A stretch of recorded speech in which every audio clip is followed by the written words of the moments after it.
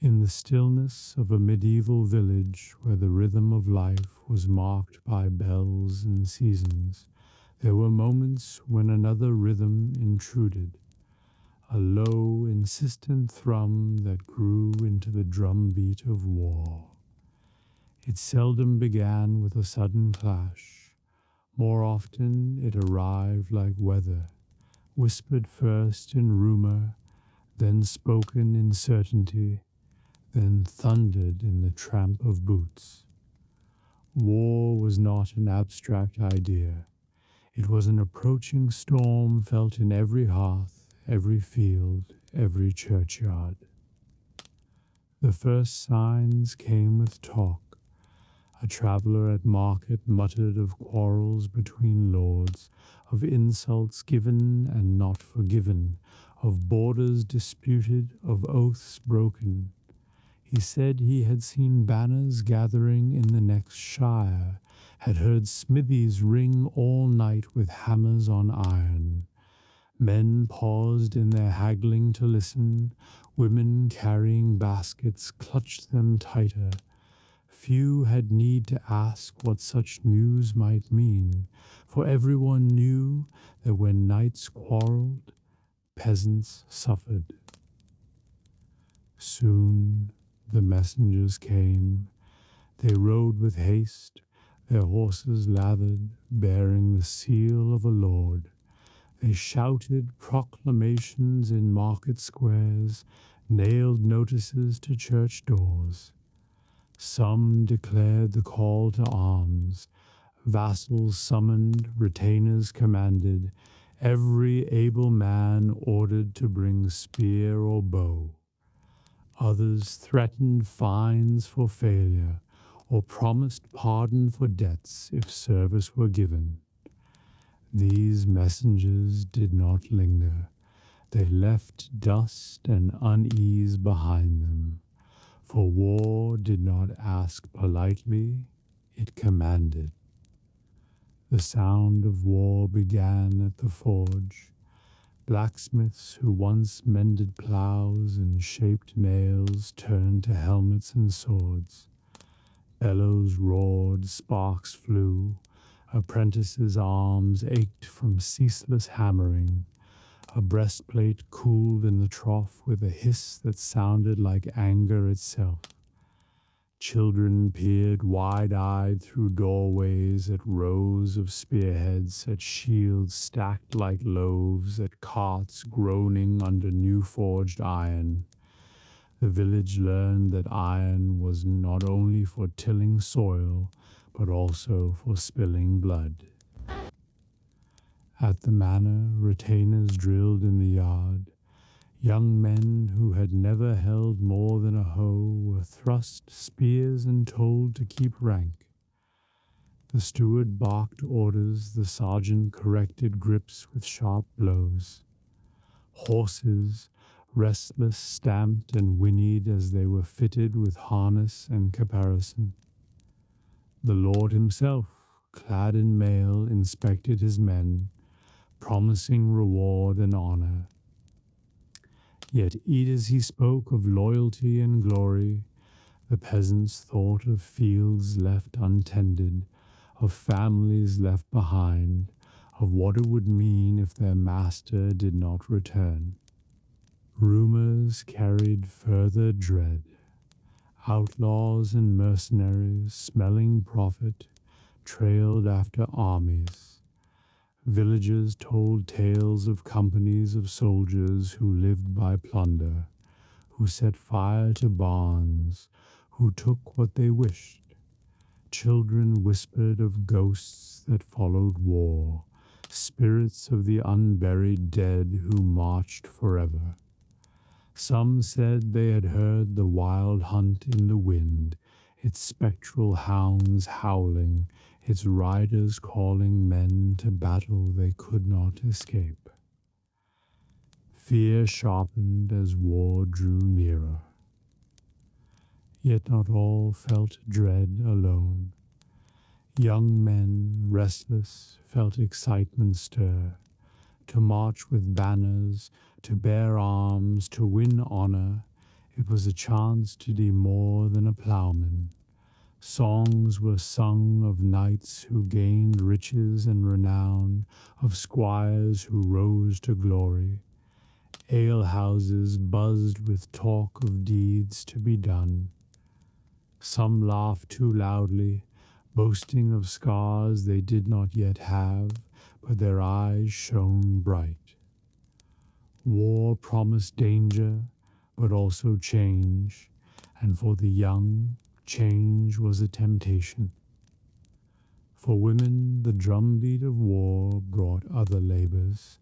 They prepared food for journeys, mended cloaks, stitched banners. They packed bread into cloth sacks, brewed ale to fill skins, gathered herbs for healing. Mothers kissed sons with trembling lips. Wives tied tokens into husbands' belts. Children clung to fathers' knees. Some women prayed for swift return. Others prayed simply that their homes would be spared. For they knew that when men went to war, villages bore the scars. The church did not stand aside. Priests preached of just war and holy cause, blessing banners with holy water, holding aloft relics said to bring victory. They warned against sin, urged confession before battle, and promised that those who died in righteous fight would be remembered in prayer. Some wars were declared crusades, garlanded with indulgence and absolution. Others were simply feuds dressed in sacred words. Yet always the church bells rang, summoning men to listen, to kneel, to march with God's name on their lips. When armies gathered, the land itself seemed to stir. Roads filled with men and horses, carts creaking with supplies, smiths carrying spare tools, cooks with pots. The sound of drums and horns rolled ahead of them, echoing in valleys. Fields trembled under hooves, birds scattered before banners that rose like colored forests.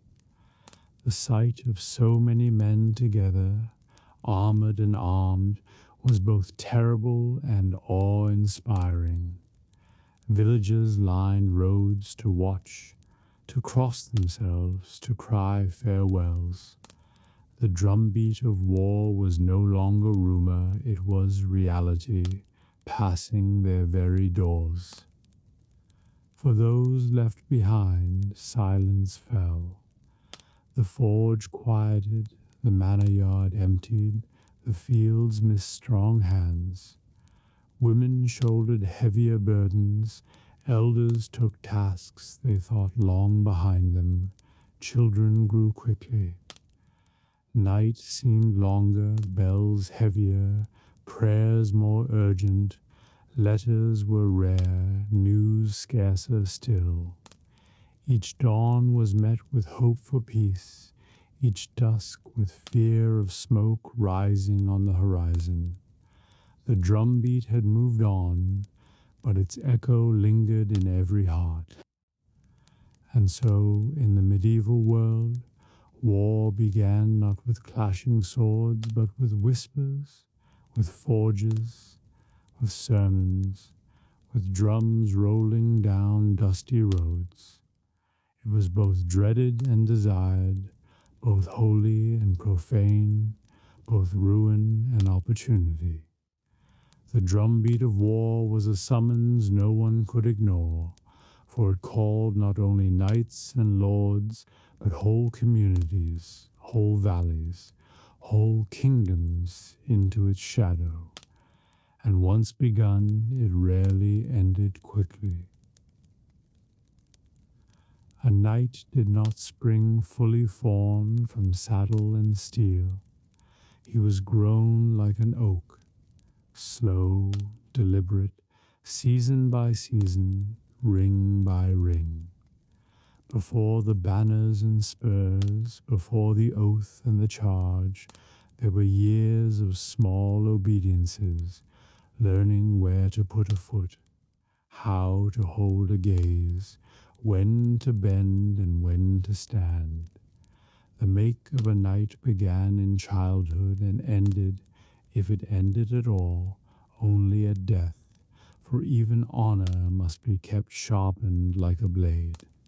In the great hall of a lord, where rushes were strewn and hounds lay under benches, a boy of 7 might be taken from his mother's hand and given to a new household. He arrived with a small bundle, a larger fear, and a name that would be shaped by other mouths. He became a page, a small servant to greater duties.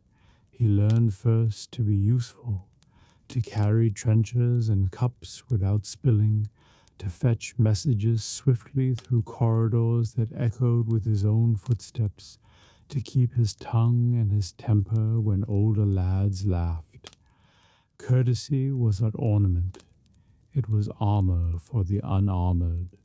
The page's world was a school of eyes and hands. He watched the lady of the house, learning the quiet economy of command, a lifted brow, a precise word. He watched the steward, who could reckon bread and beer for 100 mouths with a glance at the larder. From him the boy gleaned that order saves men as surely as courage. He watched the lord at table, measuring how a man holds himself when others watch, and how a man listens when others speak. He learned the names of guests, the crests on their shields, the kinships that tied and tangled the realm. To serve was to study. There were games, too, made as serious as prayers. In the courtyard he ran until breath burned, learning how the body answers command.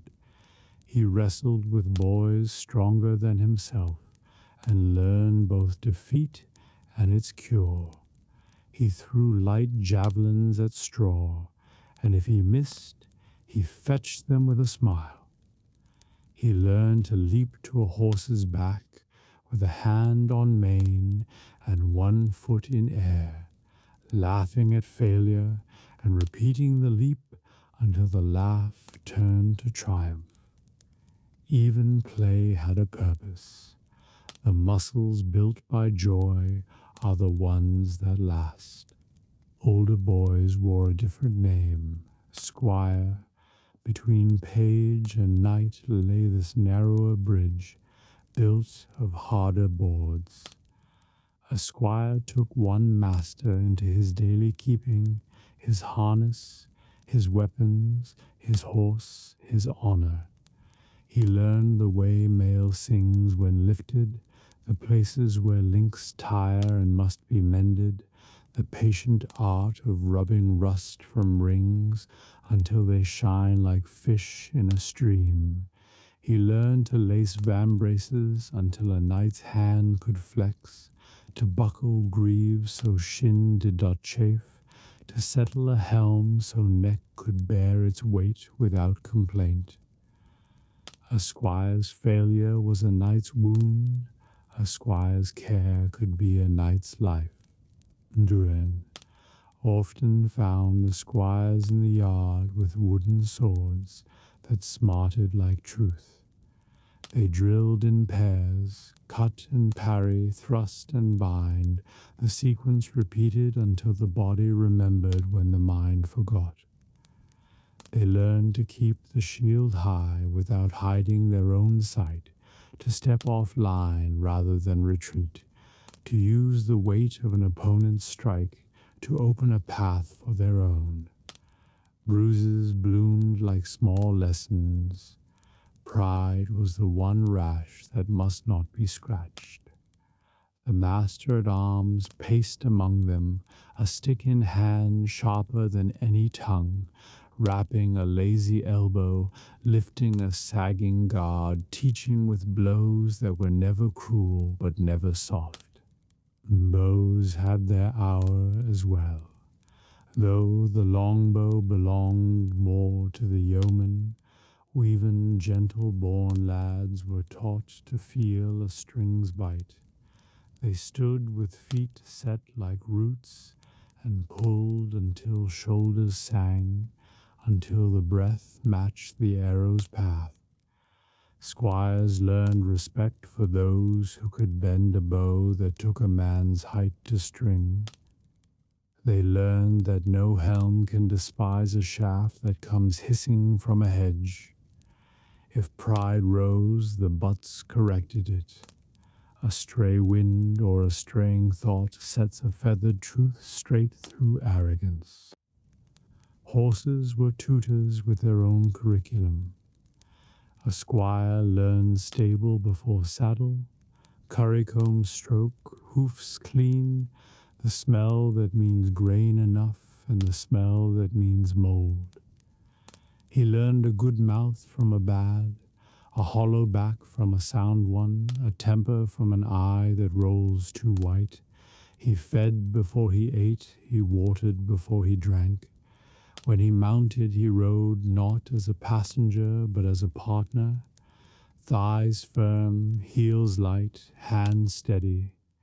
He guided a destrier through figures chalked to the yard-tight turns, sudden halts, smooth advances, until horse and rider moved like two notes sung as one. Armor had a voice the squire learned to hear. Mail whispered as it settled, plate spoke in jointed syntax, leather answered with creak and sigh, weight taught humility first, how much a man asks of his legs, how honest a back must be, but weight taught confidence next. Once born, it became a second skin, a shell the world struck in vain.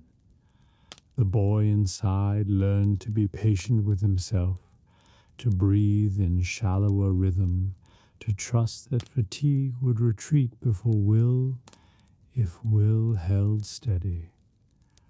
Armor does not make a man brave, it makes him honest about how bravery feels. The tourney field was theatre and school together. On saints' days or feasts, when banners bloomed like gardens and trumpets braided the air with silver thread, squires led their masters' horses out, eyes bright, hands calm. They watched the tilt, lances shivered, splinters flew, cheers rose and rolled like surf. In the melee, they saw chaos ordered by custom teams colliding in a press of snorting horses and hammering shields, capture worth more than killing, honor worth more than gain. When a knight was unhorsed, a squire darted in, swift and brave, to guard or rescue, to bring a fresh lance, to lead the rider back before pride could limber into shame.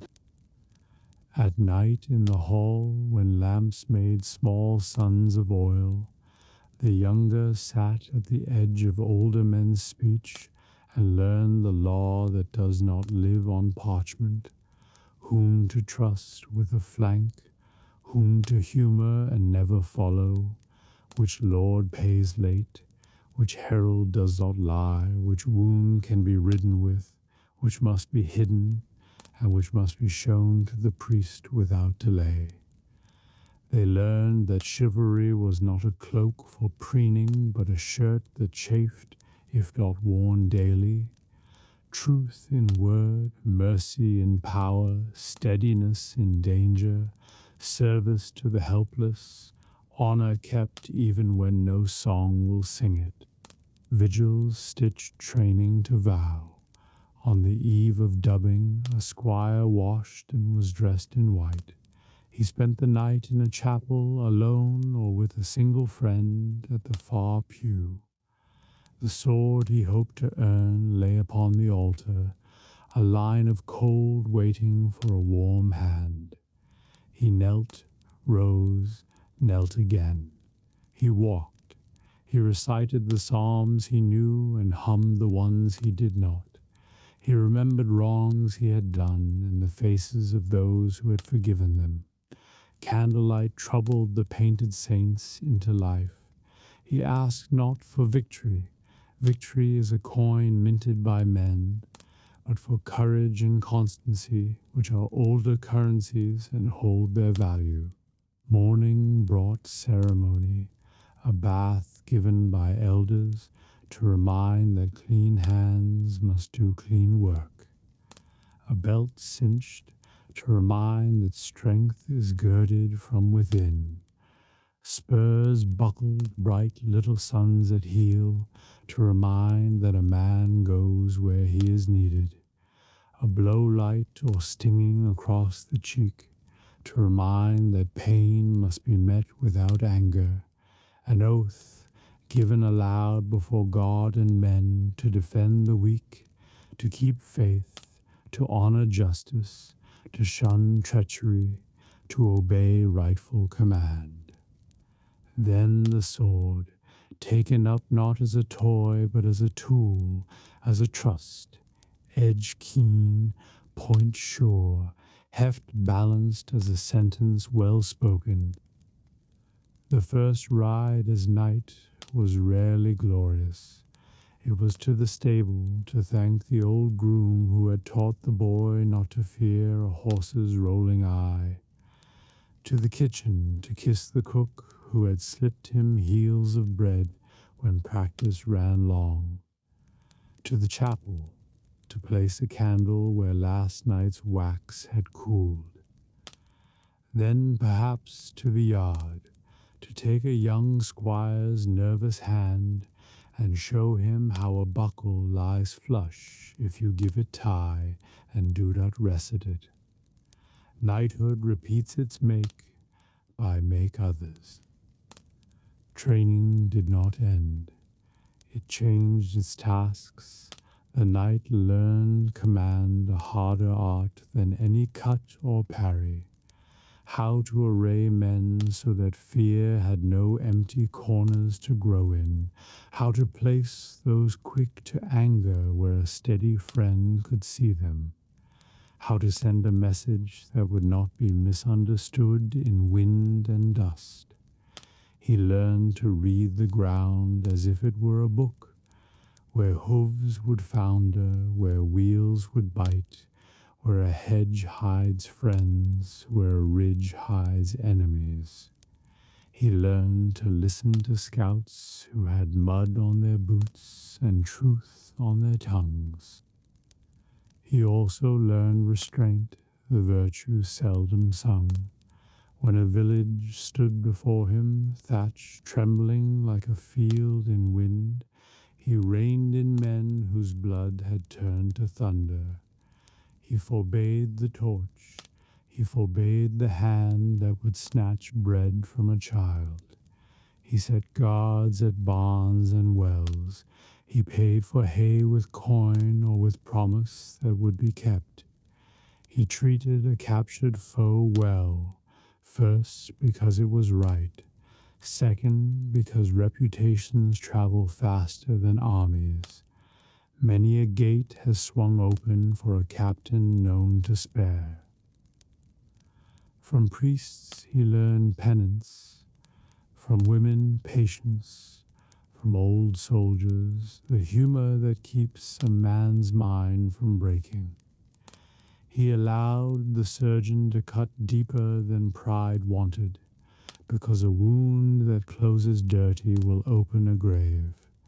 He thanked the archer who had saved his life by an arrow loosed from an unseen hedge, and he did not sneer at the low-born hand that had guided it. He walked the camp by night and spoke to sentries by name. He kept his own sword clean and his own gear in order, for a leader who cannot master a buckle should not master men. There were failures. A horse bolted under a green knight and broke his arm, the lesson bound tighter than the splint. A blow taken for show cost a friend's life, and the memory wrote itself on the inside of eyelids and never faded. A boast in a hall led to a challenge on a field and to a widow at a window. Training did not prevent such things. It only gave a man a better chance to meet them rightly when they came. In winter, when war slept lightly and the land wore its white shirt, the yard rang still. Snow clung to mail like a second frost, breath made brief ghosts, leather stiffened and needed warming by the fire. Squires ran drills under pale sun, knights practiced with blunted blades, counting steps aloud so rhythm would be theirs when ice cheated feet. Indoors, heralds taught the grammar of colors and beasts, who bore argent or sable, who claimed lions or eagles, because to know a man's shield is to know his story before he speaks it. Song seeped into training as water seeps into wool. Minstrels told of warriors who held a ford alone, of ladies whose tokens steadied a shaking hand, of betrayals punished and loyalties rewarded. The young listened and believed too much. The old listened and believed enough. For though songs gild and omit, they point to truths the yard cannot teach, that courage begins in the heart before it reaches the hand, that mercy makes a man heavier in the scale of heaven, that honor lost in a moment takes a lifetime to earn back, and sometimes a lifetime is this enough. And when war called, when the drumbeat from the last chapter reached the hall, trained rose without fuss. Pages shouldered buckets and carried messages. Squires packed haversacks, checked girths, counted spare bowstrings.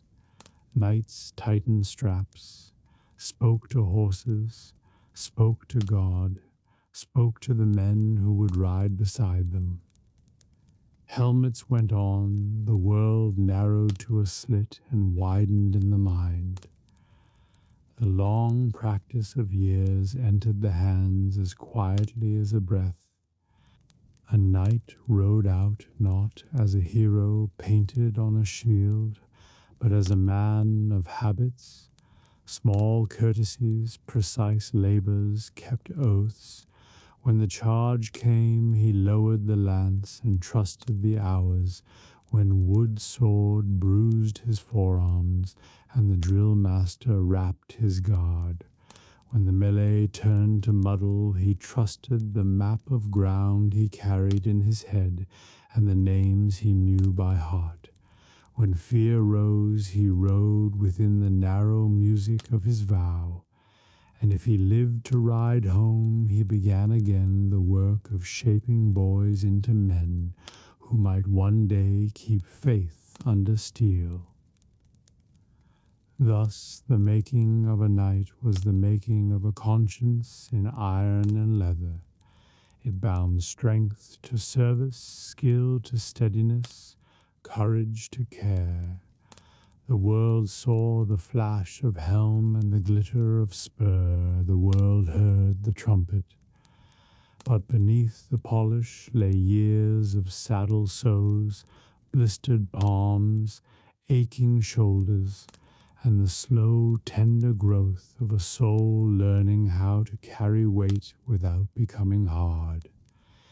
In that long apprenticeship, war found its best answer. Not rage, but discipline, not pride, but duty, not cruelty, but the practiced choice of mercy where mercy could be dared. And when night came to the training yard, because night comes everywhere, last sounds were humble ones, a currycomb clicking against a wooden rail, a boy laughing low at a joke only two share, a man kneeling in the chapel with hands that smelled of oil and horse and iron. The torches smouldered out, the stars took their watch, sleep descended on calloused hands and tired legs, and tomorrow before the bell the yard would wake again, because oaks do not grow in a day, and neither do nights. War, when it come down from banners and vows to the close work of men's hands, is made of wood, iron, horn, cord, glue, leather, and will. Tools fashioned in quiet places are carried into noisy ones. A sword begins as ore in the dark. A spear begins as ash tree in a hedgerow. A bow begins as a sapling that learned patience in winter winds. The battlefield is only the last page of a long book written by smiths, carvers, fletchers, bowyers, rope makers, tanners, wheelwrights, carters, and the men who bear the weight. To speak of weapons is to follow a chain of craft that stretches from forge to field, from ember to blood. The sword holds pride of place in song, though not always in numbers upon the day. It is a noble companion, balanced, quick, more letter than club, suited to the hand that has learned its grammar.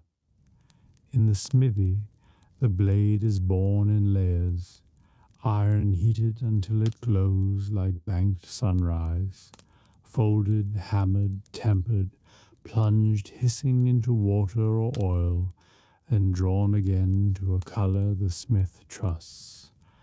Lines appear along the metal like the grain of wood, telling a story of strength and flexibility married.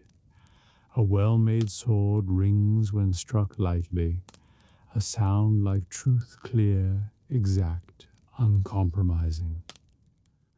Not all swords are alike. The broad cutting blade that loves a downward hue is cousin to the longer, narrower type whose joy is in the thrust. Pommel and guard do more than adorn.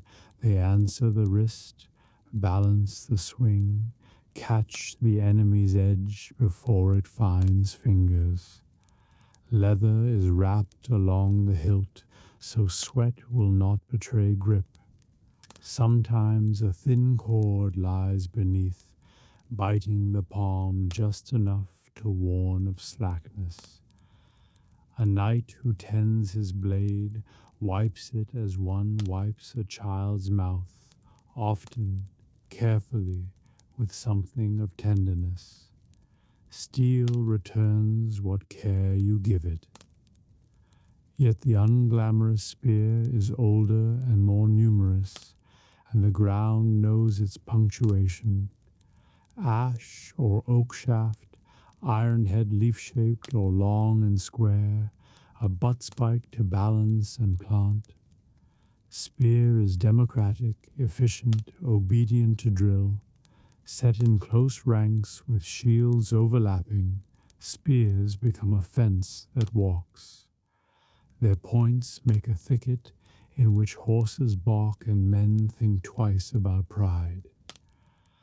A peasant who yesterday thrust hay with a pitchfork learns quickly the forward step, the low brace, the angle that deflects rather than resists. A spear teaches humility by its very length. It reminds a man to keep distance, to work with companions, to prize steadiness over flourish. From spear grows the family of polearms, each with its own appetite. The glaive loves a wide cut from beyond sword's reach. The halberd marries axe to spike and hook, biting at armor, snagging reins, dragging men from saddles with a fisherman's patience. The bill, farm-born, remembers hedges and takes offense at horse and man alike, its beak worrying at gaps and joints. Such tools look ungainly on a wall, but graceful in practiced hands. They make a loud argument for the virtue of wood married to steel, and of villagers who have learned to hold a line. Shields stand where courage meets caution, the moving doors that let a man step through fear and return. Round, kite-shaped, heater-shaped, painted with colors and beasts that tell friend from foe from afar, they are planks layered and bound, faced with leather or canvas, rimmed in iron. They are heavy after a while. The shoulder complains, the forearm burns. Yet the shield teaches companionship with pain, and the man who has learned to live under its weight walks more bravely when the arrows fall. On its inner face a strap bears the mark of the hand that sweated there, and sometimes a prayer is scratched where no enemy sees. Mail is its weapon, but answer to weapon, a waterfall of rings that flows over the body and turns blade to bruise. The smith who rivets each link knows patience as few do. His work is measured in thousands. Mail sings when lifted and whispers when worn. It drinks oil and returns security. Plate arrives later in pieces fitted like shell to limb and chest, catching daylight like a small sun. Against such harness, weapons adapt. Points become more triangular and narrow. Hammers sprout beaks. Maces grow knobs like a cluster of iron fruit. Each blow invents a counterblow. War is an argument two craftsmen carry across men's bodies. The bow is a quiet thing until it speaks. Yew, if one can find it, has heartwood and sapwood that share the work. One compresses, the other stretches, and between them a strength is born that surprises the uninitiated. The bowyer listens to a stave with the knife. He scrapes, he tillers, he bends, he waits. When he strings it, a long, patient curve stands up, like a question about to be asked. The archer answers. Feet set, back straight, draw slow until shoulder and bow agree. Breath let out as the fletching touches the cheek. Fingers release like a word wisely chosen. The arrow's hiss is brief, but travels farther than many boasts. Arrows are a city of small labors. Shafts need straightening by heat and hand. Feathers must be cut and glued and bound with thread fine but strong.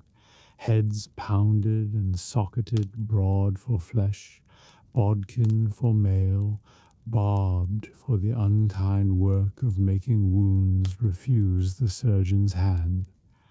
A sheaf of 24 hangs at the archer's side like a promise both to two households, his own, who eat if he is accurate, and his enemies, who pray he is aught. In a battle line, the air becomes a weather of oak and goose. A cloud rises and falls, and men learn how loudly silence can fall in the space after the first volleys land. Crossbowmen bring a different music. Their bows are short and stubborn, made of layered horn and sinew or of steel. A windlass or goat's foot lever hauls the string to its notch. The bolt is stubbier than an arrow, but it has opinions about armor and announces them with authority. The church frowns, says such craft levels noble and churl alike too ruthlessly. Yet towns buy them, princes hire them, and on walls they keep faith where courage alone might falter. A crossbowman knows patience, the long breath while winding, and then the short, sharp release that sends quarrel with a heavy, unromantic certainty toward work. Knives and daggers walk quietly until it is too late to greet them properly. Bacelard, Rondel, Misericord, names like towns whispered quickly. They do the close work in the press, where shields are too wide and swords too long. A small point finds a joint or a visor slit. A narrow blade, slid beneath ribs, persuades a man to forgive the world. Such tools are not sung of at feasts, but surgeons know their handwriting, and priests know the measure of the sins they tempt. A man may fear a sword, but he distrusts a dagger. Hammers, axes, maces, these are plain words for plain blows. Against harness that laughs at slash and shrugs at shallow thrust, the hammer speaks bluntly to bone, the mace leans like a miller into its work, the axe wedges the iron door and pries it open. There is satisfaction in such strikes for those who love clarity. There is horror in them for those who cannot bear to hear metal complain. The arm that wields them learns a different tine than the swordsman's quicksilver, a gathering of weight, a descent like a verdict, a recovery that must be watched lest overreach betray the wrist. Then the engines, tall as houses, awkward as oxen, patient as monks. The ballista is a great crossbow with a giant's whim, hurling spears that fly like angry geese. The mangonel twists rope and wood together into a fist that throws stones into roofs. The trebuchet, king of levers, rides weight against distance and tosses boulders as a farmer tosses apples. They arrive with carpenters and ropes and curses. They eat timber as an army eats bread, and they find their voice slowly with trial shots that test the temper of walls. When stones begin to drum, towns kneel a little in their cellars and learn their own strength anew. Behind each engine stands a forest cut into parts. Great beams groan, wedges sing, mallets bruise, shoulders, pegs are driven home with thumps that carry to besieged ears as the first heartbeat of dread. Slingers and winchmen brown in sun, a clerk with chalk marks degrees on a timber upright. A captain counts the breaths between release and strike and adjusts, like a cook correcting a stew by taste alone. The hurled stone does not argue, it simply arrives, a round syllable that ends a sentence abruptly in dust. Siege does not live by stone alone. Sappers root at the foot of walls with picks and the discipline of moles, tunneling under towers, propping voids with timbers, then firing them so masonry settles into its own grave. Inside, the defenders listen with their feet for the sound of men in earth, the faint sub-song of danger. They dig counter tunnels, meet the invaders in cramped ground with short blades and shorter breath. Above, archers fire at pavies and mantlet. Below, men fight by touch and cough smoke until eyes water and resolve stings with it.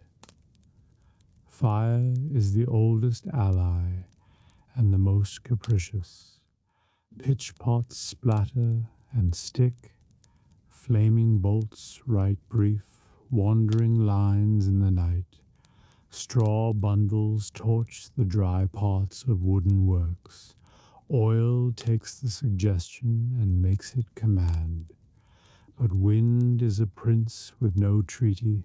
It will betray attacker or defender as it pleases. A spark makes its career across thatch quicker than a rumor in a market. A bucket chain of sweating men mutters the psalm that knows all valleys, while passing hope from hand to hand.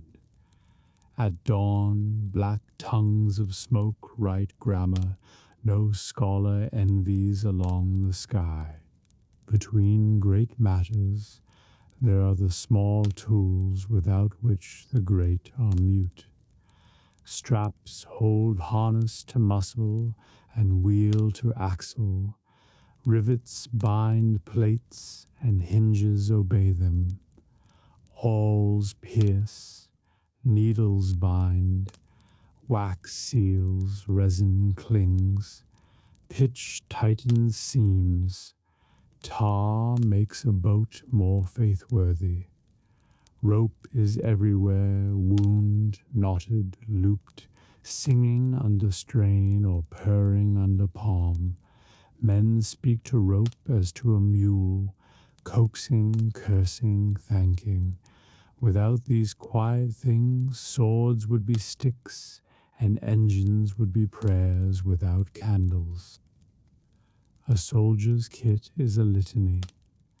Spare cord, whetstone, needle and thread, waxed thong, drinking skin, a twist of salt, a bit of soap hardened like a virtue too seldom used, a rag that has been a bandage before and will be again. He carries also what cannot be seen, his mother's blessing stitched inside his jerkin, a saint's badge on a thong, a token from a wife or girl bound to the hilt like a small standard no lord conferred. Weapons answer to these as much as to training. Men hold longer for love than for fear.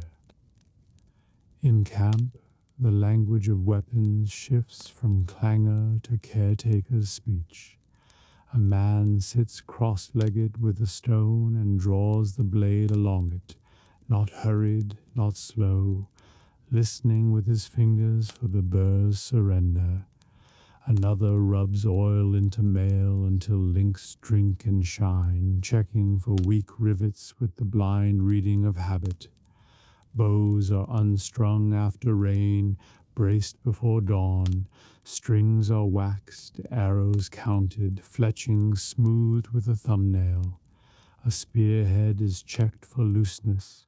A lancer's grip is rewrapped where sweat has made honesty of leather. These are the chores of survival, disguised as devotion. When battle joins, weapons write their signatures on air. Lances crack like dry trees. Arrows whisper like a field of grain shaken by a sudden wind. Swords ring, dull at first, and then flatter as edges nick and chip. Maces thud like doors shut hard. Axes chop a rhythm that is never dance. Men cry out, not always words. Horses scream in a way that makes the heart mislay itself for a moment. Shields thump, stones roar. Sound becomes a weather that no ear escapes, and through it the body learns what the mind cannot parse, where to turn, when to lift, which way the line leans. Strategy belongs to captains. Instinct belongs to weapons. In a crush, a dagger finds work. On a flank, the spear earns its bread. When the ground is a soup, it was not in mourning. The man with a short axe keeps his feet while the long blade tangles. On a slope, arrows learn humility. In a lane, horsemen curse their taller pride. In a sunken road, pikes discover there are too many brothers and not enough space. The art lies in marrying tool to hour, iron to earth, courage to place. Weapons have manners, and their absence tells on a man. A sword raised too high hangs the arm and opens ribs. A shield carried too low makes faith in one's legs carry more than it should. A spear gripped too far back gives the enemy an invitation he will understand. The trained hand wastes nothing, not motion, not breath, not hatred. Hatred cheapens and makes sloppiness. Professionalism, though no minstrel sings of it, keeps men alive who otherwise would have fed crows. There is a sacrilege in weapons no one speaks of, and everyone knows the moment when a tool ceases to answer command and becomes a hunger. A man who loves the hit more than the right hits harder and then wrong. He lifts again when lifting is no longer required by honor. Priests and captains watch for that bright, ugly fever. After battle, confessions are heard under trees whose bark remembers nails from other wars. A sword lies across two knees, and a man explains to God at length why his edge went where it did. The steel is silent. It will be silent in any hand. Conscience must do the speaking. After the roar, quiet labor returns with its solemn face. Blades are washed not only of blood but of salt. Oil follows, linen wipes again, nicks are counted, stories are told around each one as if to justify them. Broken shafts are stacked for fire, good heads are collected for new poles. Arrows are plucked from ground and bodies alike, reusable in the unromantic economy of war. A bow with a lifted splinter is bound and set aside with a sigh. A crossbow string broken at a bad hour is replaced with a muttered thanks that the hour was survived. Repair is the truest brother of battle. The dead are inventory too, and this is one of war's colder truths. Harness is stripped, sometimes with reverence, sometimes without. The good pieces will serve again upon another man's bone. A captured engine is a prize worth more than a banner. It is disassembled with carpenter's care, as if undoing a spell. The field is gleaned like stubble after harvest bolts, arrows, buckles, knives, horseshoes pried from hoof. Scavengers know the value of iron, and so do lords. There is little waste where metal has spoken. Weapons live in stories when they are not in hands. A sword earns a name not by length, but by the hour it was where it must be. A spear is remembered because its bearer set it once and did not let it slip. A bow is praised because its owner's eye held steady when the sky darkened with others' arrows. A mace wins a poor nickname whispered with grim respect. The bell because it rang so many helms. An axe is called plough because it turned so much soil that day where men lay. Such christenings are a way of moving guilt off the shoulders and onto the iron. It is its wise, but it is human. The piece that follows learns to live with the tools that built it. A spearhead finds its way to a cottage and becomes a hay knife. A broken sword is ground into scythes.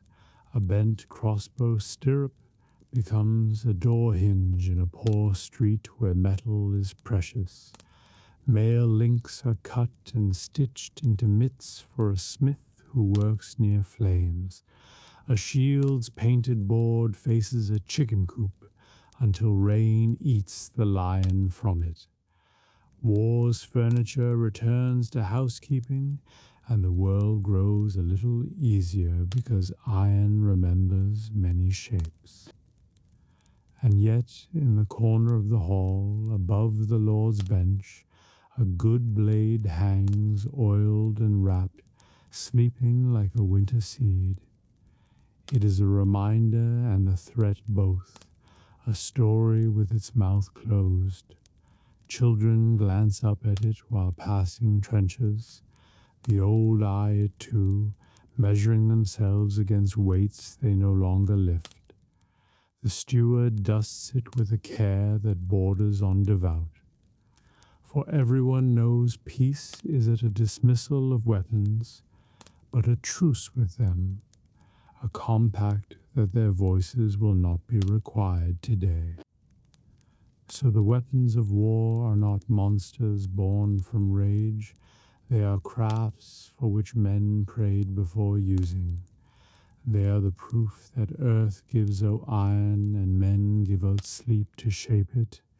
They are arguments hammered thin and then thick again. They are the edge between courage and cruelty, drawn new each morning by the hand that lifts them. In their presence the heart learns its balance, to be quick without haste, strong without hardness, exact without pride.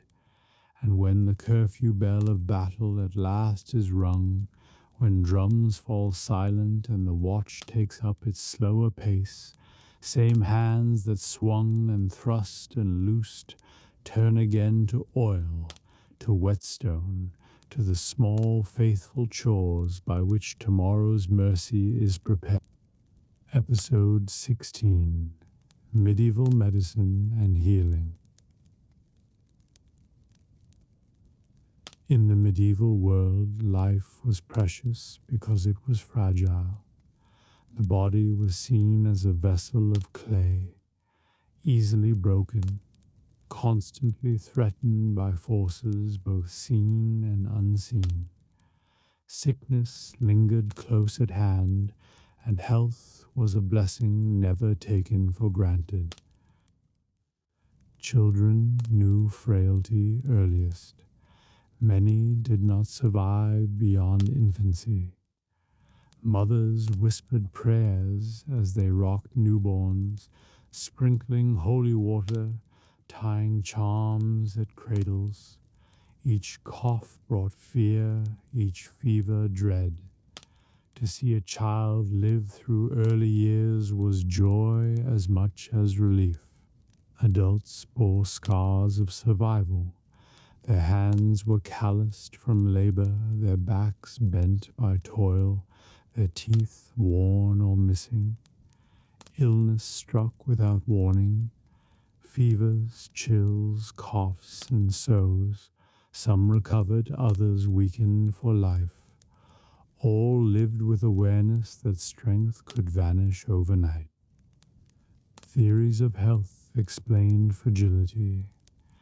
Physicians spoke of humors, blood, phlegm, yellow bile, black bile. To be healthy was to be balanced. To be sick was to be imbalanced. Hot and cold, wet and dry, sweet and bitter, each food, each herb, each act tipped scale of body's harmony. Villagers repeated wisdom in proverbs. Too much heat breeds fever. Eat onions for strength, honey for health, garlic to drive away ill. Knowledge passed from mouth to mouth, shaping daily choices, guiding meals and remedies alike.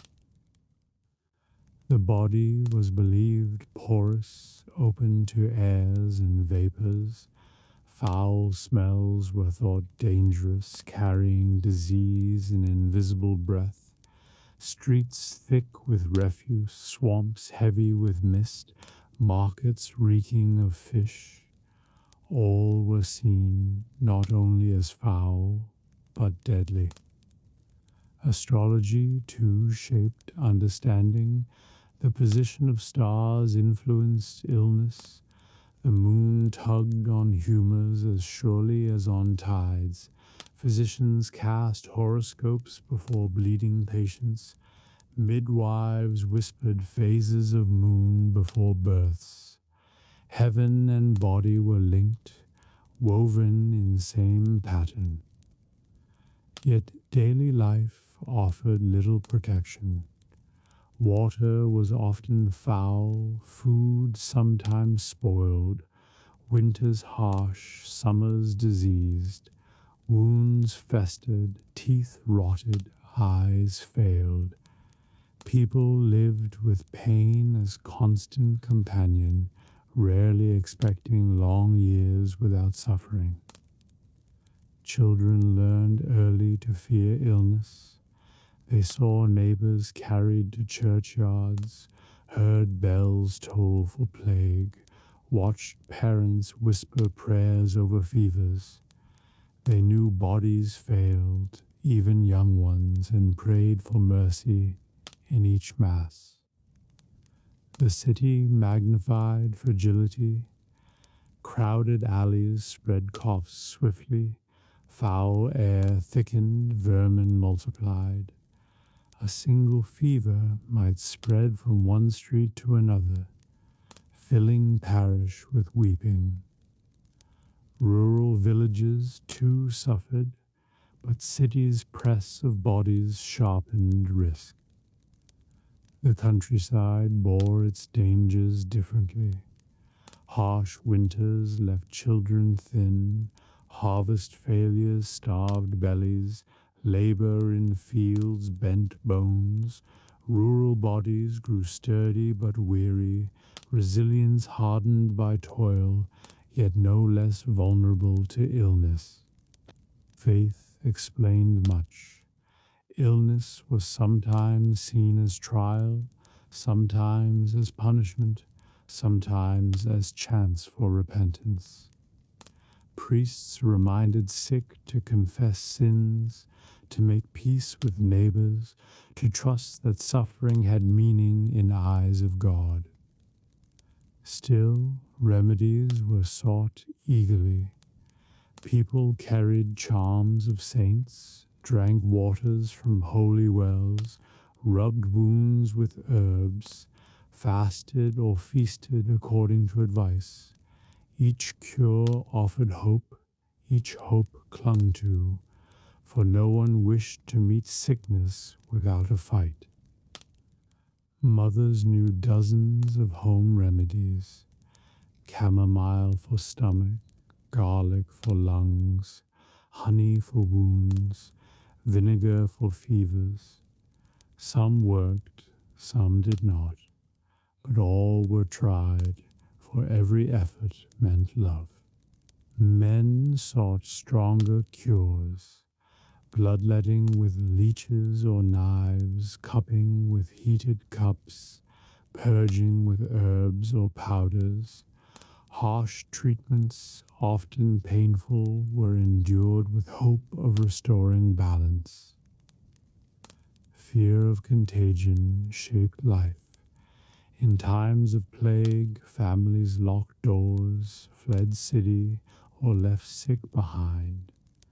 Priests carried relics in procession, bells tolled unceasing, fires burned in streets to purify air. Fear hung as heavy as smoke. Even small wounds carried wrist. A cut from scythe, a scratch from nail, a bite from dog, all could fester into fever. Limb lost, life ended. Children learned quickly to fear infection, though they had no word for it. Old age was a rare blessing. Wrinkled faces, bent backs, white hair were signs of survival as much as of years. Elders were respected not only for wisdom, but for rarity, proof that some bodies endured despite fragility. Stories told of miraculous cures, saints who healed with touch, relics that banished fever. These stories gave hope, carried from village to village, whispered at sickbeds, repeated in markets. Hope was medicine as much as herbs.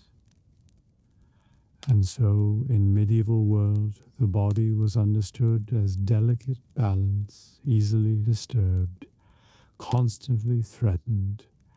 Illness was not surprise, but expectation, health not certainty, but grace.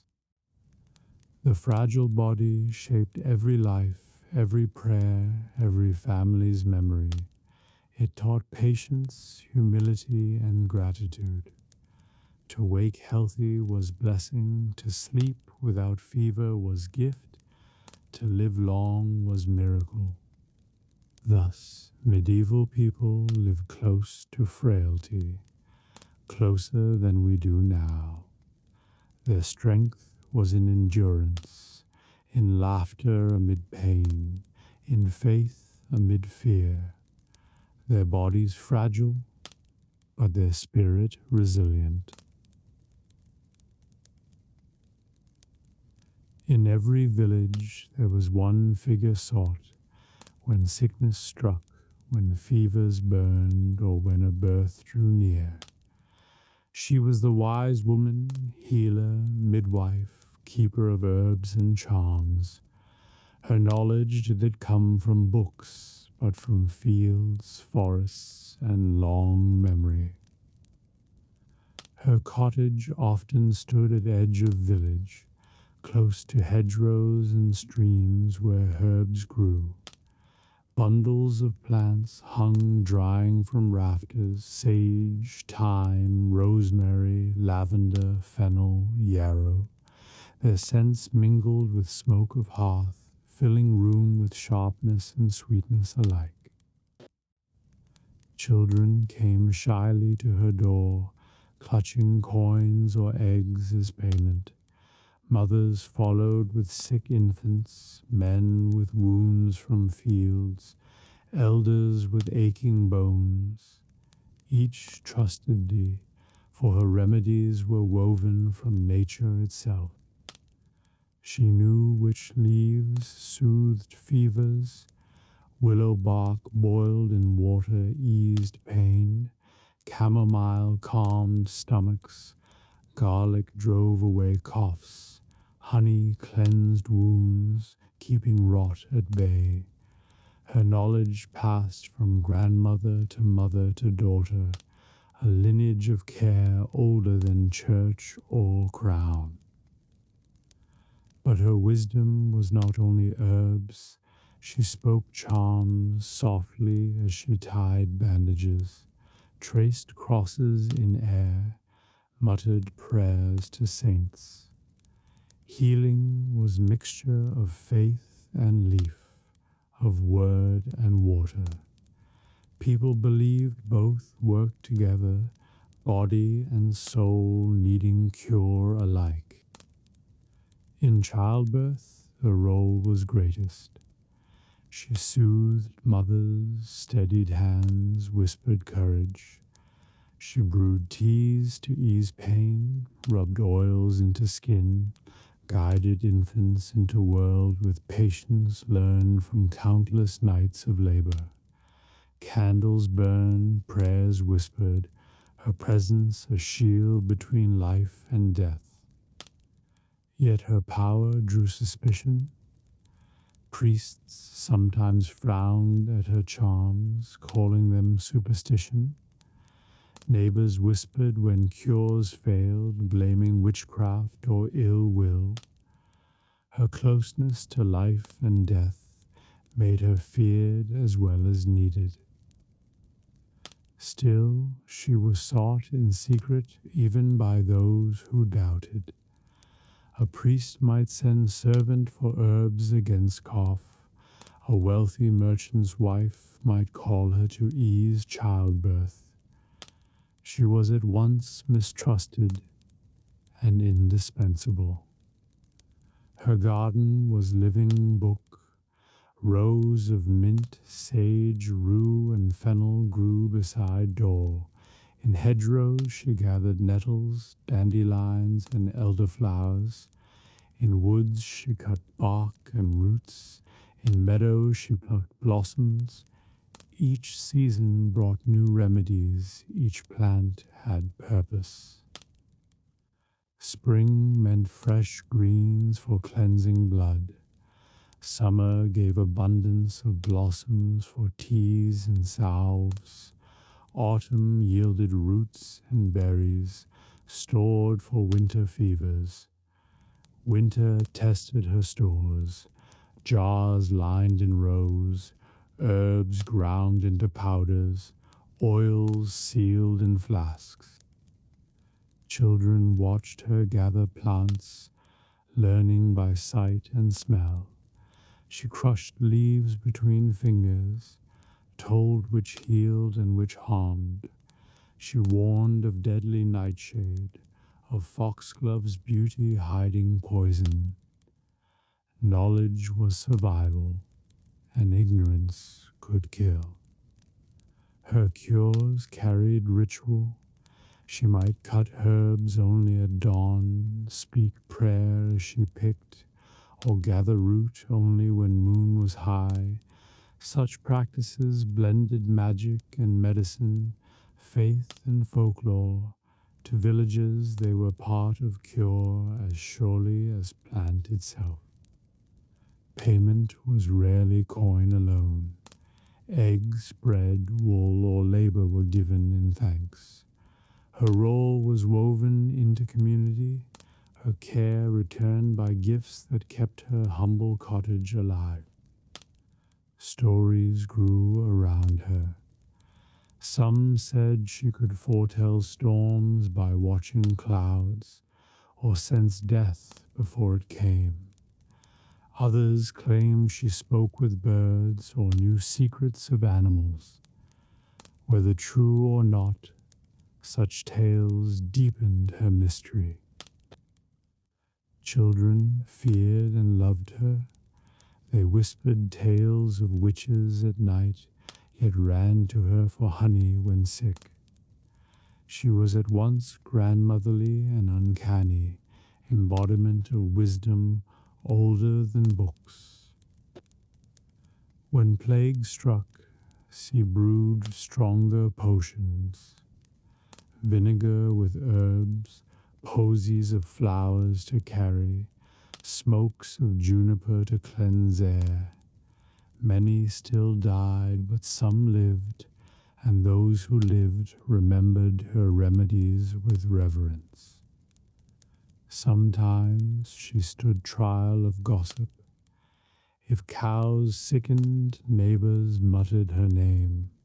If harvest failed, some blamed it herbs.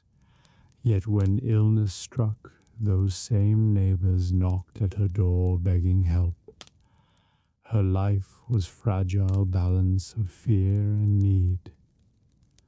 Her role as midwife bound her most deeply to families. She was there at first cries, wiping blood, whispering thanks to saints. She was there when mothers weakened, holding hands, praying.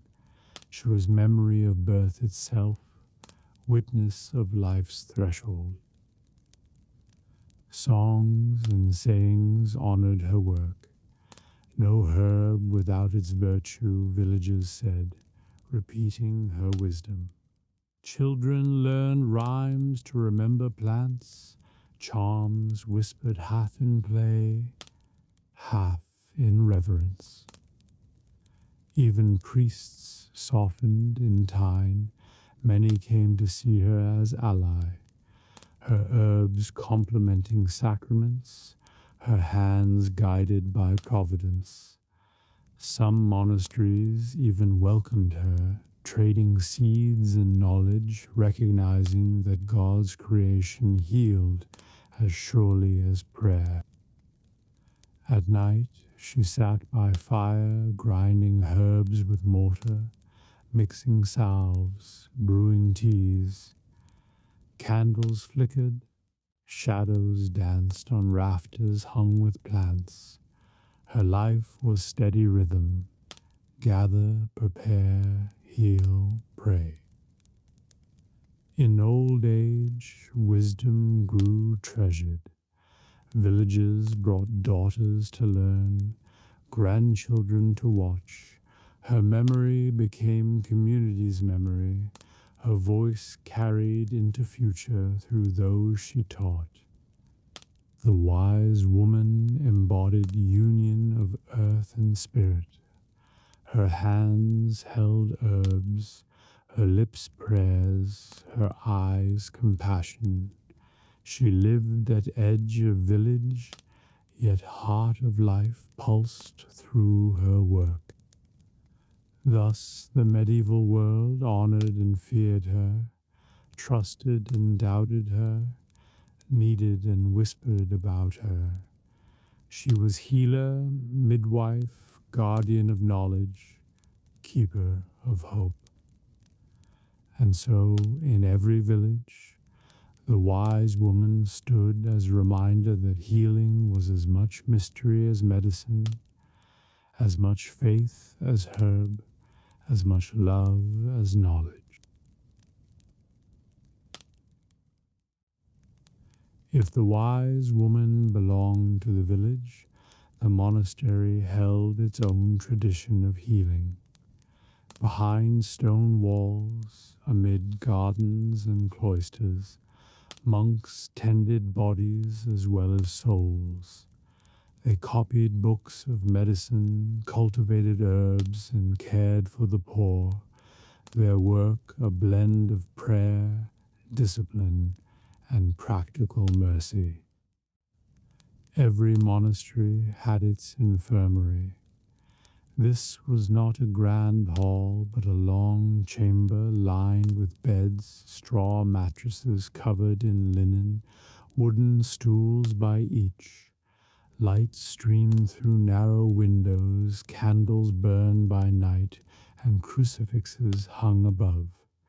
Here the sick brothers lay when fever or wounds overcame them. Monks cared for one another tenderly. Brothers washed brows with cool cloths, read psalms at bedsides, whispered prayers for healing. Meals were softened into broths, herbs brewed into teas. Silence reigned, broken only by prayer or gentle footsteps of caregiver. Yet monasteries did not care for monks alone. Travelers and beggars found rest in guest houses, and the ill were often brought to monastic infirmaries. Charity demanded that sick be sheltered, fed, and tended. Many who had nowhere else turned to monastery door in hope of mercy. Herb gardens grew within cloisters, beds lined neatly with sage, rue, fennel, rosemary, mint, chamomile, and dozens more. Monks studied their uses, following texts of Gale and Dioscorides, blending ancient wisdom with their own experiments. Each leaf was known, each root valued. The apothecary's chamber smelled richly of dried plants. Bundles hung from beams, jars lined shelves, mortars and pestles lay ready. Monks ground powders, mixed ointments, steeped tinctures. Recipes were copied in neat Latin script, preserved in manuscripts bound with leather. Medicine and faith mingled. A monk might prescribe fennel for stomach, honey for wound, garlic for lungs, but always with prayer. Healing was never seen as plant alone, but plant blessed by God, nature guided by Creator. Some monasteries became famed for skill. Pilgrims journeyed to their doors seeking cures, hoping to touch relics as well as taste remedies. Word spread of monks who eased fevers, soothed sores, or saved lives when others failed.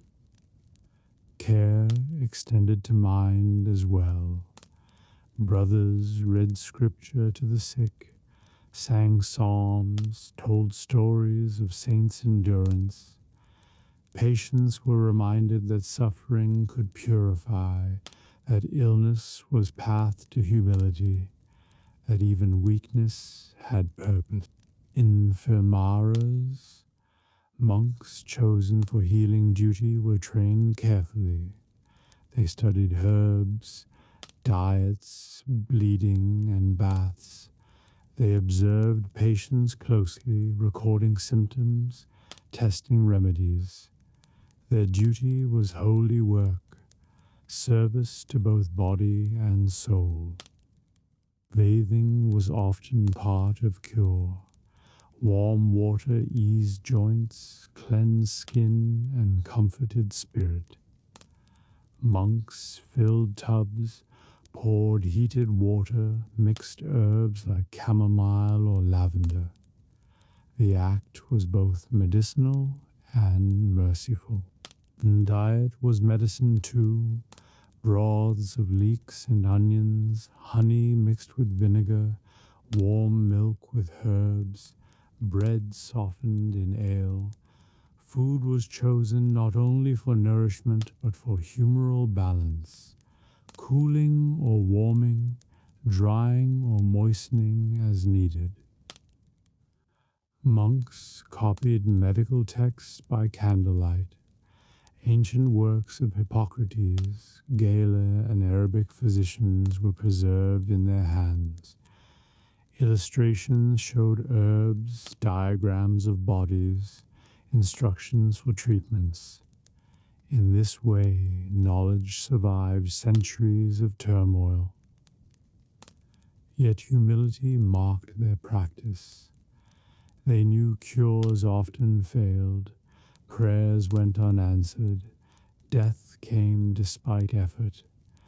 Their task was what mastery but service, offering care in trust of God's will. When plague came, monasteries suffered terribly.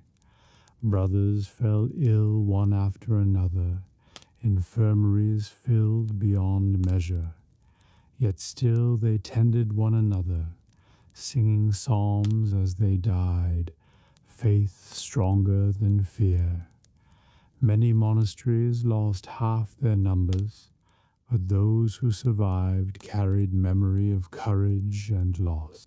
Pilgrims often brought gifts in thanks for healing, candles, coins, or relics.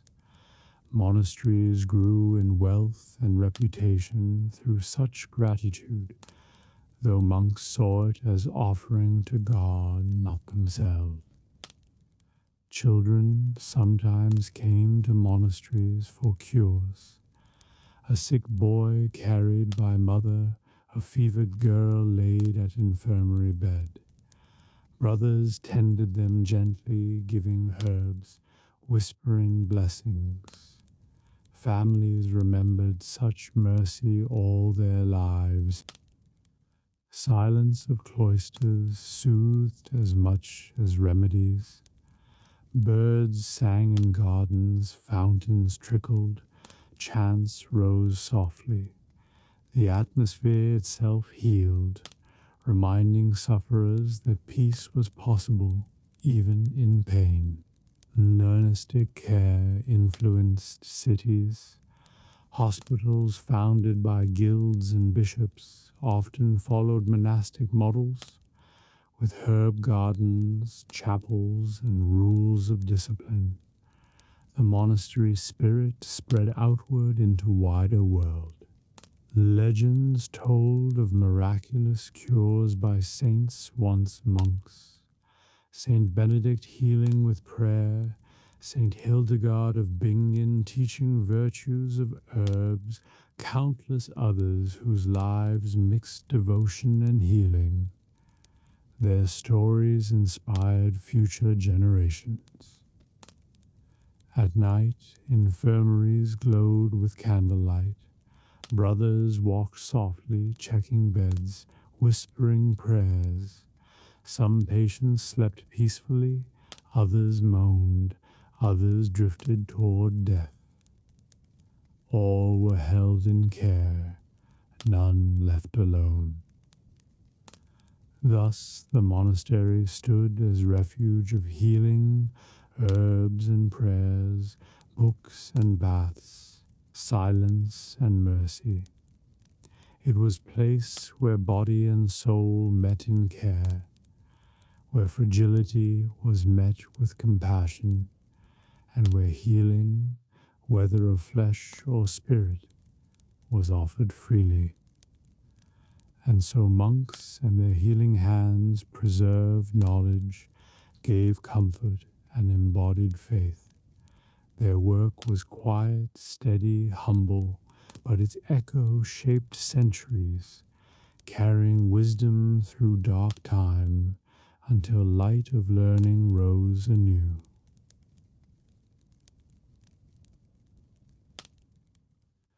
If monks healed with prayer and herbs, the Barber-Surgeon healed with blade. His shop smelled not of incense, but of blood and soap. His work marked not by chant, but by the scrape of steel. He was craftsman of flesh, part healer, part tradesman, part spectacle, and his place was as feared as it was sought. The Barber-Surgeon's sign was a pole painted with red and white.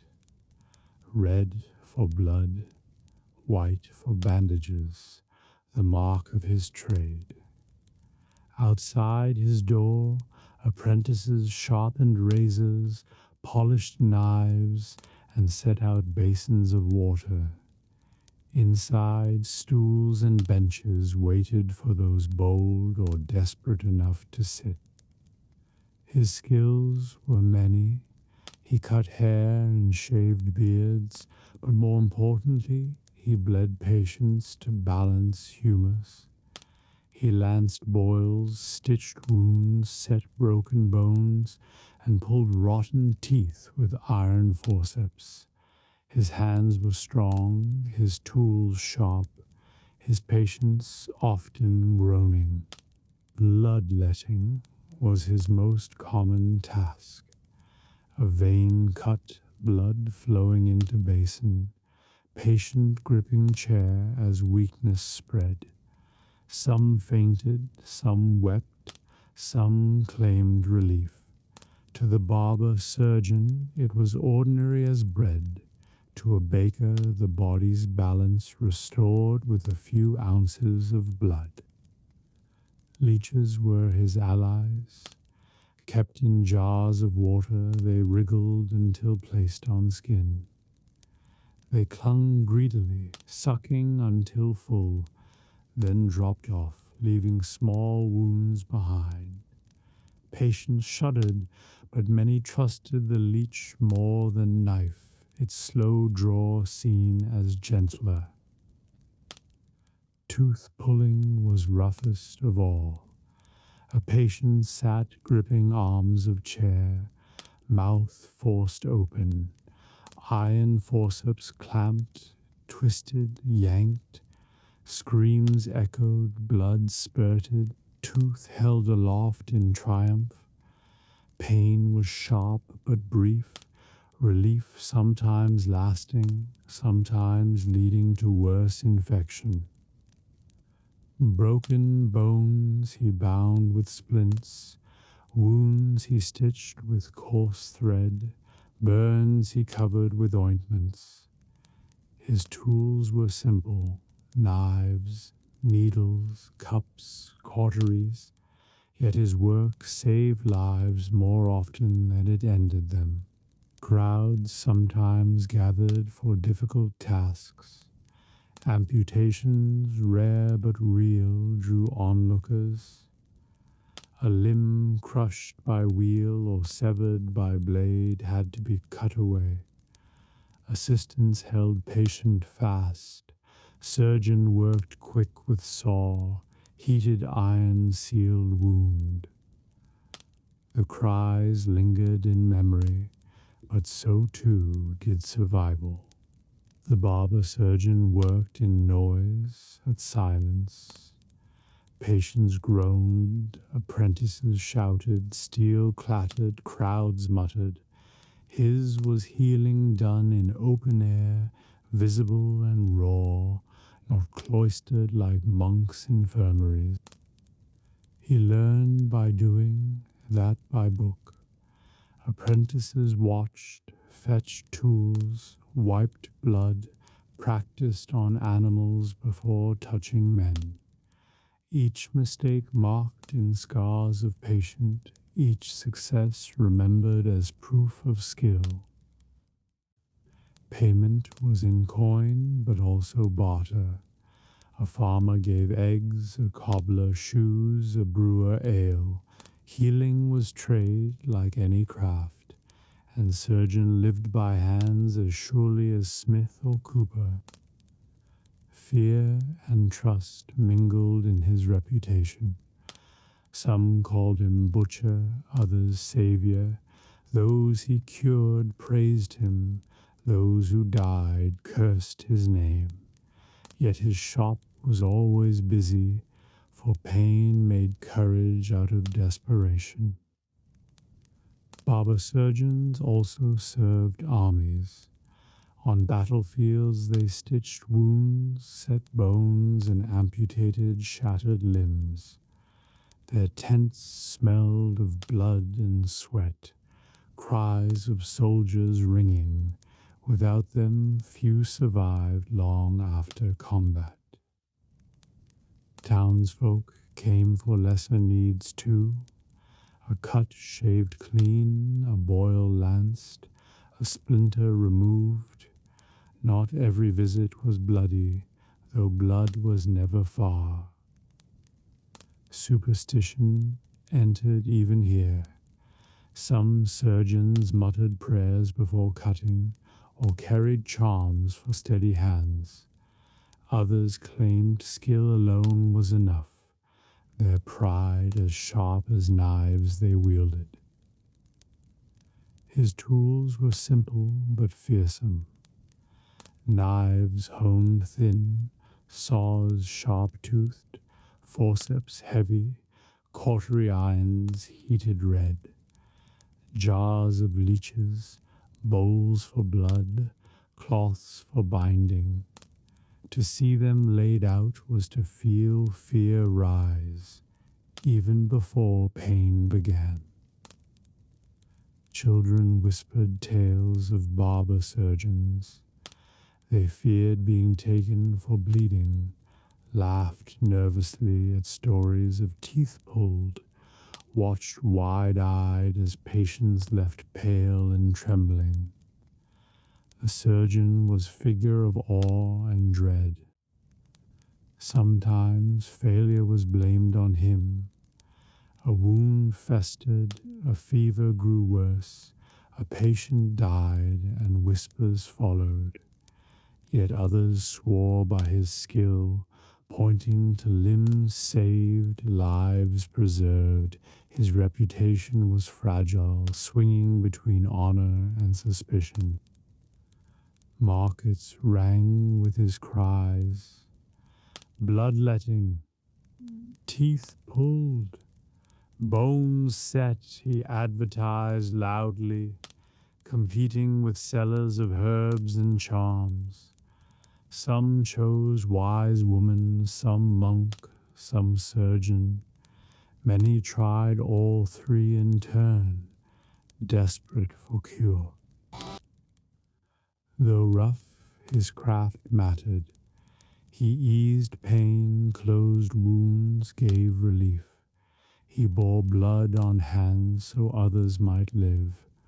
Crude though it seemed, It was bridge between ancient remedies and modern surgery. At night, he cleaned tools in firelight, sharpening knives, boiling cups, preparing for next day. Apprentices swept floor, washed cloths, carried away bowls of blood to dump in gutters. The work was unending, for sickness never slept.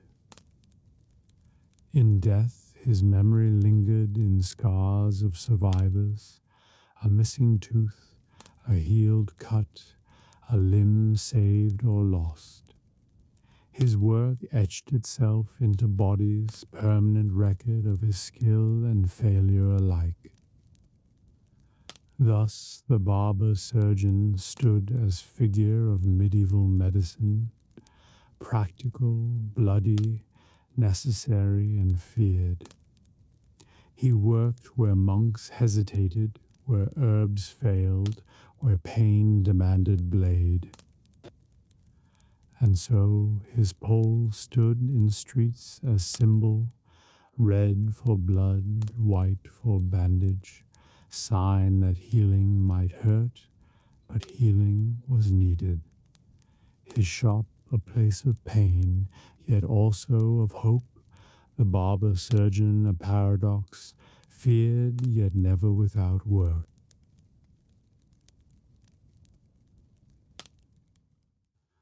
When herbs failed, when surgeons' knives brought no relief, when prayers in parish church seemed unanswered, there was still another hope. The sick, the maimed, the blind, and the weary turned to road of pilgrimage, seeking healing at shrines, holy wells, and relics. For many, the journey itself was cure as much as destination. Families prepared with care. A crippled man leaned on staff. A mother carried sick child in arms, a fevered youth wrapped in cloak. Neighbors pressed coins into hands. Priests blessed travelers, and they set forth, eyes fixed on distant saint. Roads filled with such seekers, they limped, they stumbled, they sang hymns through pain. Pilgrim staffs clattered, cockle shells gleamed on cloaks, badges pinned to hats. Every step was prayer, every mile sacrifice offered in hope of mercy. Shrines drew them from far and wide. St. Thomas at Canterbury, St. James at Compostela, countless local saints in chapels and crypts. Some journeys lasted days, others months, even years. Each shrine promised miracle, each relic shimmered with possibility of cure. Holy wells were favored, water believed, blessed by saint's hand, bubbled cool and clear. Pilgrims drank, washed souls, bathed limbs, filled flasks to carry home. Some claimed instant healing, others slow relief, still others only comfort of ritual. Relics were most powerful, a vial of saint's blood, a splinter of true cross, a bone in silver reliquary, each carried promise of healing touch. Pilgrims pressed close, kissed glass, touched cloths, tied tokens in thanks. The reliquary gleamed in candlelight, hope blazing as bright as gold. Stories spread like fire.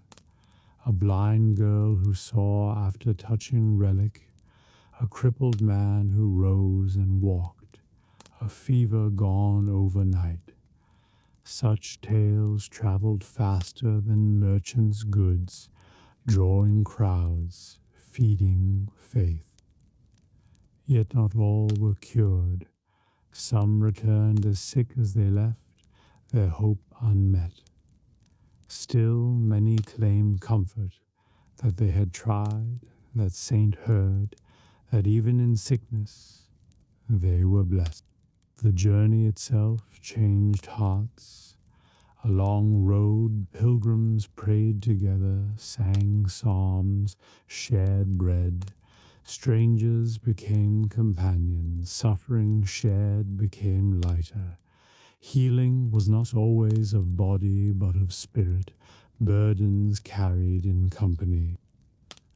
Markets grew near shrines, sellers offered candles, badges, ampullae filled with holy water, scraps of cloth touched a relic. Some mocked such trade, others saw them as tokens of faith, reminders to carry home. Hospitals lined pilgrimage routes, run by monasteries or guilds. They offered beds, broths, prayers. Sick were welcomed, tended, blessed. Even if cure was found, care was given. Children sometimes led parents, guiding blind mothers, steadying lame fathers. Their small hands carried great hope, their eyes shining with belief that saint would help. Their voices sang hymns sweeter for their innocence. Processions of pilgrims entered cities. Banners waved, candles burned, bells rang. Sick were carried on litters, blind led by ropes. Cripples hobbled on crutches. Crowds watched, some pitying, some mocking, but many joining in prayer. At shrine itself, emotion overflowed. Some wept, some shouted thanks, some fell silent. The weight of journey broke in tears, the hope of healing filled air thick as incense. Priests moved among pilgrims, blessing, absolving, guiding hands to relic. Cures were recorded. Monks wrote names, illnesses, miracles claimed. Books filled with testimonies, proving saints' power, drawing more pilgrims. Such records became treasure of church, proof of heaven's mercy on earth. But pilgrimage was not only miracle, it was penance, discipline, offering. To walk in pain, to kneel at shrine, to sleep on hard ground, these acts themselves were believed healing for soul. Even if body stayed frail, spirit was strengthened. Pilgrimage bound rich and poor alike. Nobles rode with retinues, peasants walked barefoot, merchants traveled with goods. At shrine all knelt together, humbled before saint, equal in need of mercy.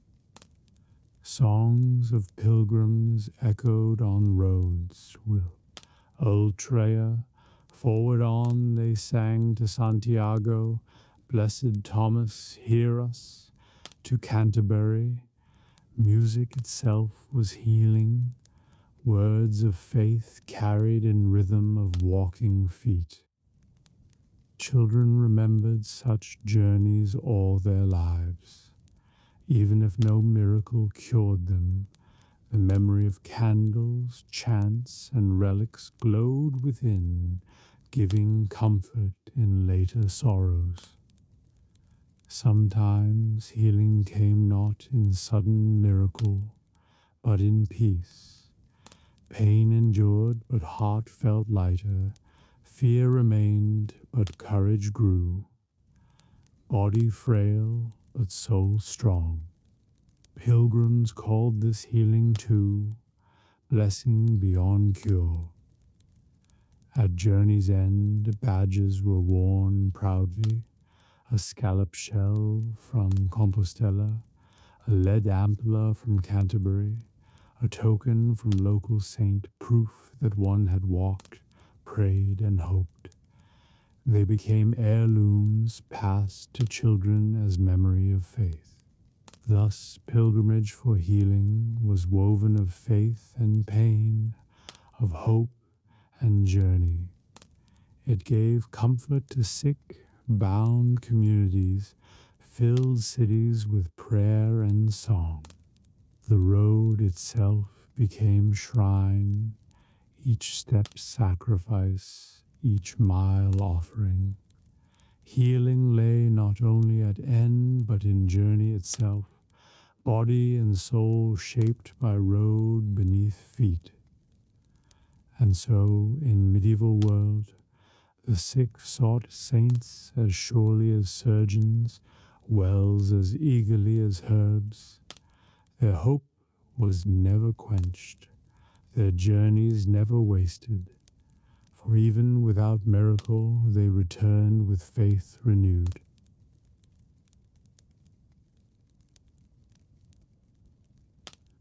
Not all cures came from herbs or saints. In the shadows between faith and fear, people turned to charms, spells, and whispered words. Superstition wove itself into medicine, shaping lives with unseen powers, half trusted, half feared. Amulets were common, a small cross carved from wood, a relic seeming bone, a piece of parchment inscribed with psalm, each hung on cord around neck, tied at wrist, or hidden in clothing. Mothers tied charms on children, hoping to guard them from fevers and falls. Words themselves held power. Some whispered prayers of saints, as if spell, repeating names 3 times, or muttering Latin phrases learned by rote, the line between holy prayer and magical incantation blurred, both carrying weight of hope. Spells for healing often mixed herbs with words. A poultice of plantain was bound on wound while charm was spoken. Bone to bone, blood to blood, sinew to sinew, heal as Christ would.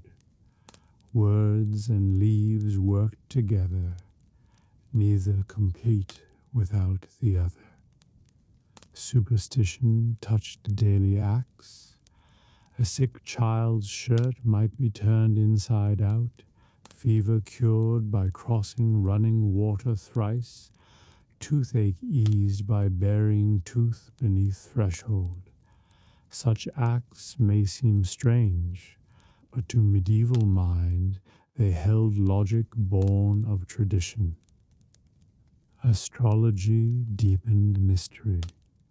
Healers studied stars before bleeding, timing cuts to phases of moon or positions of planets. A wound stitched under wrong sign was thought to fester, medicine given at wrong hour to fail. Heaven's order was believed mirrored in body's health. Animals played part in cures. Wolf's tooth hung around neck for courage, hare's foot for luck, dove's heart burned to banish melancholy. Superstition made men trust in beasts as much as in saints. Witches were feared in this realm. When illness lingered, some whispered of curses, charms twisted to harm rather than heal.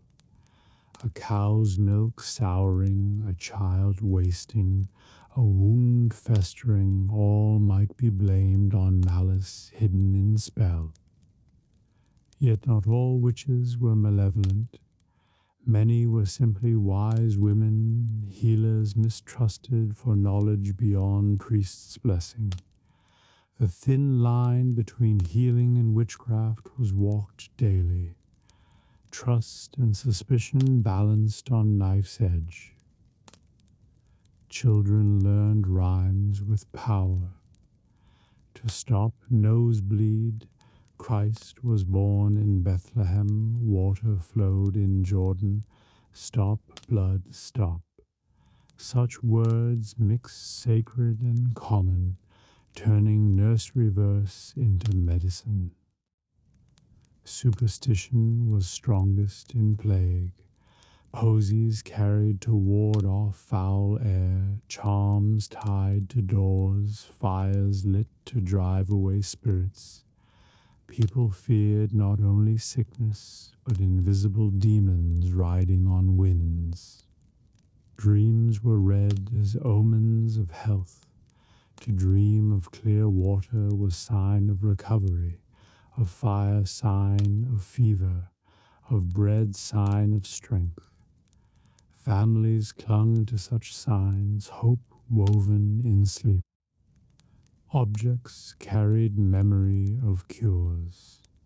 A pebble touched a shrine, a coin blessed by priest, a feather found at holy place, each pocketed, each treasured, each believed to carry power.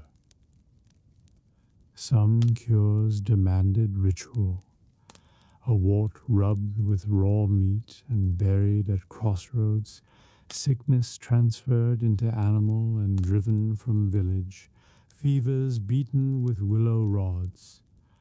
To modernize, strange, to medieval mind, necessary.